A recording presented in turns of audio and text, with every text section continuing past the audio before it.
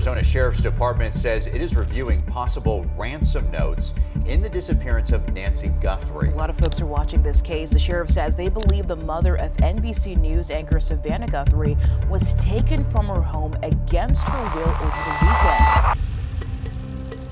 weekend. 2 new ransom notes just appeared in the Nancy Guthrie case. They weren't sent to the family. They weren't sent to the police. They were sent to the media. And the person behind them is claiming something very specific, that they know who took her. They know where she is. And now, they're saying she's already dead. But the more you read these messages, the less they make sense. We monitor true crime stories that you shouldn't miss, bringing you the main parts other people may have missed. You should subscribe now so you never miss anything. Right now, the Nancy Guthrie case is being driven by one thing: ransom notes.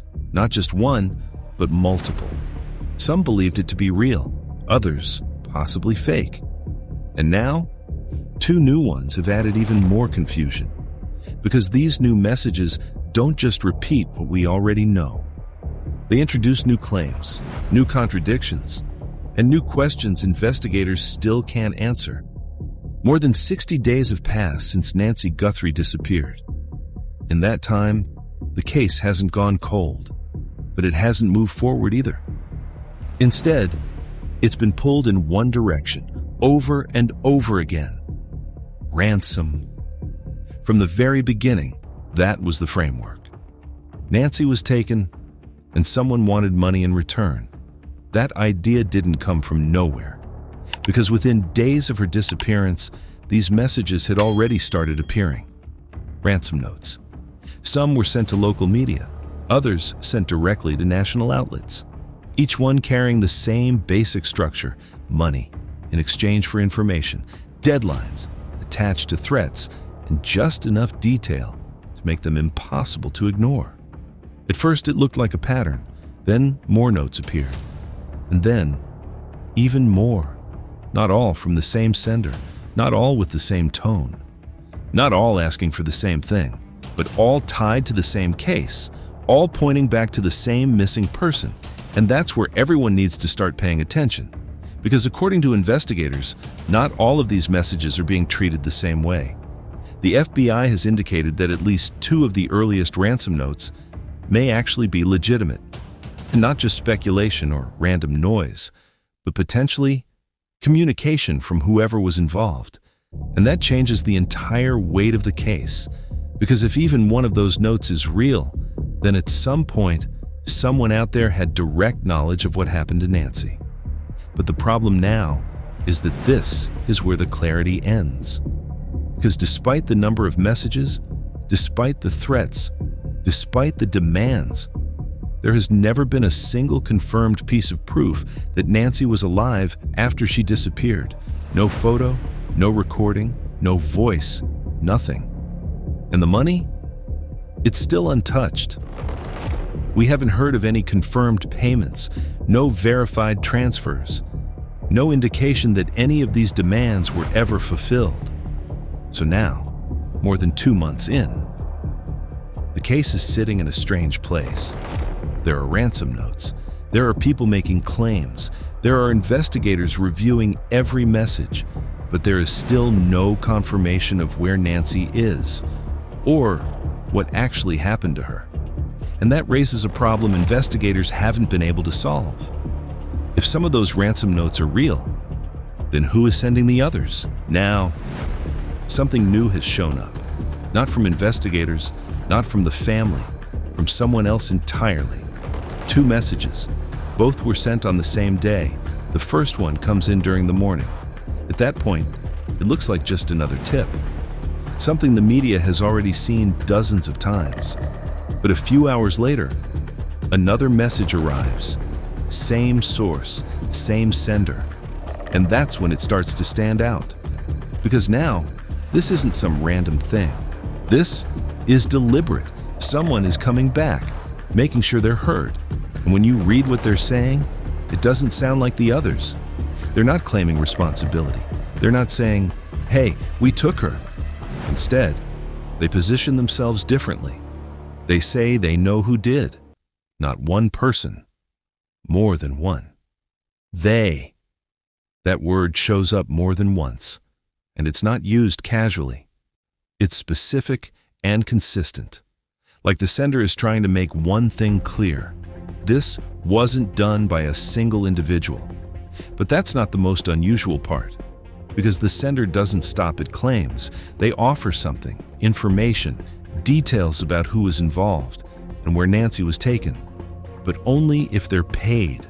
Bitcoin, not millions like before, a smaller amount, just enough to make it feel possible. If you understand these kind of issues, you'll notice this is where things start to become awkward, because this isn't how the earlier ransom notes worked. This is not how ransom notes work at all. This isn't someone demanding money for her return. This is someone asking for money to talk. And then there's the biggest difference of all. Where these messages were sent, not to law enforcement, not directly to the family, to the media. TMZ. We got another letter today from this person, an email saying, I know where her body is and who the kidnapper is. Give me half a Bitcoin and I'll tell you.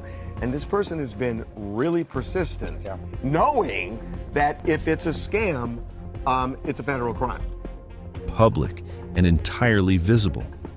Almost like the sender wanted pressure, or attention, or both. And when you put all of that together, two messages, same sender claims of inside knowledge asking for payment going public instead of private, it creates a very specific kind of question. Not about Nancy, but about them. Why would someone who claims to know the truth choose the media instead of going straight to investigators? Now, if you look past where the messages were sent, the real tension comes from what's inside them. Because the sender isn't being vague, they're making very specific claims.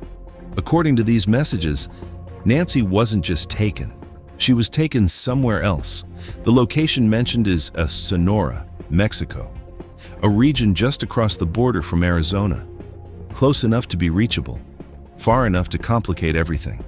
But that's only part of it, because in one of the messages, the sender writes something direct. I saw her alive, with them. Not speculation, not second-hand information. They're placing themselves there, at some point in some capacity, claiming they saw Nancy with the people responsible. But then, the tone shifts. In later communication, that same sender says something very different. They say she's no longer alive. And no timeline is given, no explanation for what changed. Just a shift from, I saw her alive, to, she is dead. And the messages don't stop there. The sender continues to insist they can help. They claim they can lead authorities directly to the suspects, not just point in a direction, but actually guide them, if they're paid. And this isn't the first time they've said it. These claims about knowing who was involved, about being able to identify them, they've appeared before, repeated across multiple messages. The same ideas, the same confidence, the same offer, which creates a very specific kind of tension. Because this isn't someone changing their story completely. It's someone repeating the same core claim, while the most important detail keeps shifting. Alive, then dead. And both statements are coming from the same source. So now the question becomes unavoidable. How can someone claim they saw her alive and also say she's already dead? So, at first, these new messages feel separate, a different voice, a different angle. Something new is entering the case, but that impression doesn't last. Because once you start lining the messages up, they don't feel new anymore. They feel familiar. Not identical though, but close enough to recognize something. Because this isn't the first time someone has come forward like this. Earlier in the case, messages had already appeared making similar claims. They were not taking responsibility or demanding control, but offering information, saying they knew who was involved, saying they could point investigators in the right direction, and asking for payment in return. And just like now, those messages didn't go through law enforcement first. They went public, which starts to shift how this is viewed. Because now it's not just about what's being said, it's about how often it's being said and when. When you place these messages side by side, the timing becomes harder to ignore. The first message arrives with urgency. There's pressure behind it, a sense that something needs to happen quickly. That time matters. But then the follow-up message comes in, and that urgency fades. Same sender, same claims, but a different tone entirely. Less pressure, less immediacy, almost like whatever made it urgent isn't urgent anymore. And this isn't an isolated shift. You'll notice something. That same change, urgency to distance, has shown up more than once across the case, which suggests something else is happening beneath the surface. And this is not randomness or some kind of guesswork, but it looks like someone is adjusting, like the sender is responding to something, or recalibrating as the situation changes. And all of this has been happening in full view. Investigators have seen these messages. They've tracked the communication, following the pattern as it develops. They're aware of the voice behind it, but that's where it stops. And it's annoying, because even with repeated contact, nothing has led to an identity. No name, no confirmed source, no public breakthrough, just the same presence, appearing at different points in the timeline, delivering similar claims, and then disappearing again. Close enough to follow, but never close enough to reach. And the longer that continues, the harder it becomes to ignore what that implies. If this person has been part of the case from early on, why has no one been able to identify them?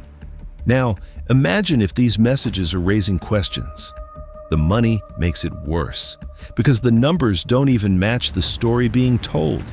In these new messages, the sender asks for payment, but not millions, not even close. What they're asking for is roughly half a Bitcoin. At the time, somewhere around $30,000 to $35,000. That's it. And on its own, that might not seem unusual until you compare it to what's already on the table. Because by this point in the case, the reward for information is already sitting at over $1 million, public, available, and backed by the family. Anyone with real, verifiable information doesn't need to negotiate. They don't need to send messages. They don't need to go through the media. They can go directly to investigators, provide what they know, and walk away with a much larger amount. But that's not what's happening here. Instead, the sender is doing the opposite. They're asking for less money, while avoiding the one place offering more. And it doesn't stop there. Because when reporters and investigators push back, the sender explains why. They say they don't trust the FBI. They claim going through official channels isn't safe, that they won't be protected. So instead, they stay where they are, sending messages, repeating claims, waiting for payment. But as of now, that payment hasn't come. The Bitcoin wallet they provided remains empty. No transfers, no movement, no sign that anyone has taken the offer seriously enough to act on it. And over time, the tone of the messages begins to shift. Less controlled, more frustrated, like the sender expected something to happen. And it didn't, which creates a problem that's hard to ignore. Because if someone truly knows what happened, and they're asking for money to prove it, you would expect them to push harder, provide more, show something real. But that hasn't happened. Instead, they've stayed in the same position, asking, waiting, repeating. And that leaves one question sitting right at the center of it all. Why ask for less money while ignoring a much larger reward? By the time you are seeing this, the messages have been seen.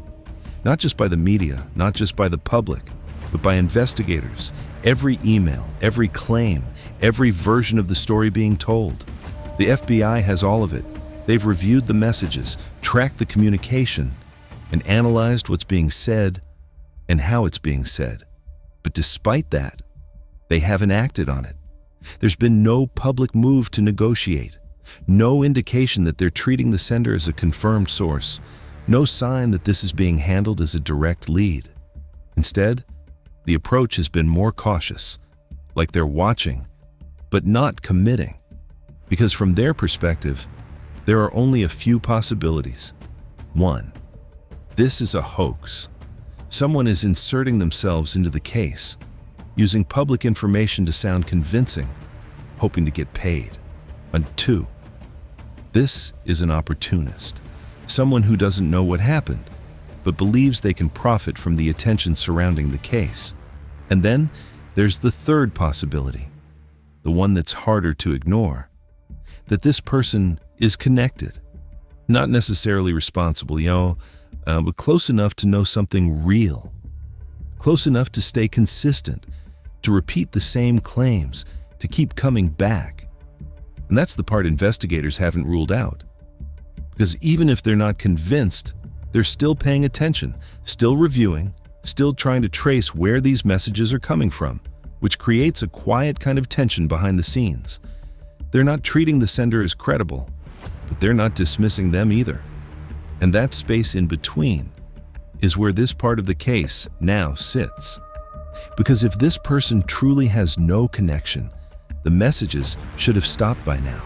They should have faded out, like so many others do. But they haven't.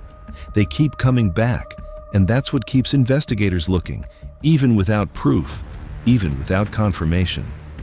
So, now the question shifts again. Not about what the sender is saying, but about how seriously it's being taken. If the FBI isn't convinced, why are they still paying attention at all? At a certain point, we need to pay attention to something else. It's no longer just about the claims. It's about the way those claims are being delivered. Because when you read through the messages closely, there are some patterns you'll notice. Not in the facts, in the language. One word shows up again and again. They, not he, not one person. They, plural, used consistently across multiple messages. And not just casually, it's deliberate. Like the sender is trying to reinforce something, that whoever took Nancy wasn't acting alone. But that's just the starting point, because the tone of these messages doesn't stay the same. It shifts. In some moments, the sender sounds confident, direct, certain, like they know exactly what they're talking about. Then, that tone changes. It becomes defensive. They start pushing back against doubt. I'm not a scam. I know what I'm talking about. And then, it shifts again. Frustration starts to come through. I'm being ignored. They're not listening. The tone tightens, less controlled, more emotional. And in between all of that, there's something else. The sender begins to talk about themselves. Not just what they know, but what they're risking. They suggest they're in danger, that speaking out could put them at risk, that there's a reason they can't just walk into a police station and explain everything, and that changes the way the messages feel. Because now, it's not just information, it's positioning. They're not only telling a story about what happened to Nancy, they're telling a story about themselves, someone who knows something, someone who isn't being heard, someone who needs to be taken seriously. And when you step back and look at all of it together, the repetition, the shifting tone, the growing emotion, the need to be believed, it creates a different kind of question. Not about the details of the case, but about the person behind the messages. Because this doesn't read like a single steady voice. It reads like someone reacting and adjusting, trying to be heard in different ways. And that leaves one possibility sitting right beneath the surface. Is this someone trying to help? Or someone trying to control the narrative? There is even a bigger confusion at play here. Not in timing, but in meaning of these messages, because the new messages don't exist on their own. They sit alongside something that came earlier, the original Ransom notes. And when you place them side by side, they don't match. The first set of notes, the ones that appeared within days of Nancy's disappearance, had a very specific tone. They were direct, structured, focused on control. They claimed responsibility. They made demands, money, in exchange for her return, deadlines, attached to consequences. Everything about those messages pointed in one direction, whoever wrote them, wanted to be seen as the ones in control. But the newer messages don't follow that pattern. They don't claim responsibility. They don't offer proof of life. They don't control anything. Instead, they observe. They describe. They position themselves outside the situation. Not as the people who took Nancy, but as someone watching from the edge of it. Someone claiming to know what happened without being directly involved. And when you look at both sets together, it creates a split. Two different voices, two different roles. One says, "We have her." The other says, "I know who does." And both are asking for money, but for completely different reasons. One for her return, the other for information. And that's where the confusion starts to build, because now this isn't just a single narrative. It's multiple, running at the same time, overlapping but not aligning. Different tones, different goals, different positions in the story. Which means the case is no longer dealing with just one unknown. It's dealing with several. Multiple people, at least multiple voices, all connected to the same disappearance. And not all of them can be telling the truth. So now the question isn't just about Nancy. It's about the messages themselves. How many different people are actually behind all of this? And which one of them, if any, is telling the truth? By this point, the question isn't just whether the messages are true, it's what they're doing. Because when you step back from the details and look at how these messages behave over time, they don't move the case forward, they hold it in place. Each message introduces something new, a new claim, a new detail, a new direction to consider. But none of those directions are ever completed. Nothing gets confirmed, nothing gets resolved. Instead, attention shifts from one idea to the next to the next. And just as one thread starts to form, another message appears and pulls focus somewhere else. A different location, a different version, a different outcome. And the previous thread doesn't get answered, it just disappears, which creates a very specific pattern, not of escalation, but of interruption. Because instead of building toward something, these messages keep resetting the conversation over and over again, and that changes how they function. They're no longer just information, they're influential. They shape where attention goes, what gets discussed, what gets questioned, and more importantly, what doesn't. Because while the messages continue, they keep the case moving sideways, not forward, not closer to resolution, just active, ongoing, unsettled, and that raises a different kind of possibility. Not that the messages are failing to reveal the truth, but that they may not be trying to. That their role isn't to clarify what happened, but to keep everything unclear. To introduce just enough detail to stay relevant without ever providing enough to resolve anything. And if that's the case, then the question changes again. Not about whether the sender knows something, but about why they're choosing to communicate this way. Are these messages trying to uncover what happened, or are they keeping something from being uncovered? What do you think? Right now, this is where the case stands. 2 new ransom notes have entered the investigation. Same sender, same claims, still no identity. Whoever is behind those messages is still out there, still sending information, still repeating the same story, still asking to be believed, and despite everything that's been said, nothing has been confirmed. Investigators are still reviewing the messages, still trying to trace where they're coming from, still working through each claim, one piece at a time. But nothing has moved the case forward. No verified location, no confirmed sighting, no evidence that answers the one question everyone is asking. Nancy is still missing, and the messages haven't changed that. The Bitcoin wallet tied to the latest demand remains untouched. No transactions, no movement, just an address, waiting. And as the investigation continues, the timeline doesn't close. It stretches. From the night she disappeared, to the first ransom notes, to the messages that followed, to the ones still being sent now, all of it leading to the same place, the present, where there are still more questions than answers.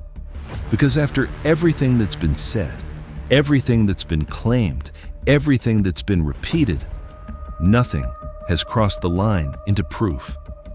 And that leaves one final question, sitting at the center of it all. If the person behind these messages really knows what happened, why haven't they said enough to prove it